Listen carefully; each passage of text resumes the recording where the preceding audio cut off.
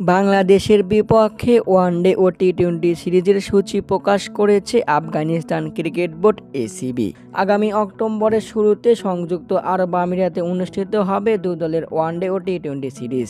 দুই ফরম্যাটে 3টি করে মোট হবে 6টি ম্যাচ। সিরিজটি অনুষ্ঠিত হবে এশিয়া কাপের পর। আগামী 9 থেকে 28 সেপ্টেম্বর 8 দল নিয়ে সংযুক্ত আরব আমিরাতে অনুষ্ঠিত হবে টি-20 ফরম্যাটের এশিয়া কাপ, যেখানে 16 সেপ্টেম্বর বি গ্রুপের ম্যাচে মুখোমুখি হবে বাংলাদেশ আফগানিস্তান। এশিয়া কাপ শেষ না হতেই শুরু হবে বাংলাদেশ আফগানিস্তানের ওয়ানডে ও টি-20 সিরিজ। আগামী 2 অক্টোবর হবে দুই দলের প্রথম টি-20। এরপর 4 ও 6 অক্টোবর হবে বাকি দুটি ম্যাচ। টি-20 সিরিজের পরে শুরু হবে দুই দলের ওয়ানডে সিরিজ। প্রথম ওয়ানডে আগামী 9 অক্টোবর।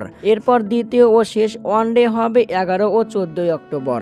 এর আগে আফগানিস্তানের বিপক্ষে সিরিজ হেরেছিল টাইগাররা। এবার হারতে নয়, জিততে চায় বাংলাদেশ। তবে এশিয়া কাপের পারফরম্যান্সই বলে দিবে আফগানদের বিপক্ষে কেমন খেলবে টাইগাররা।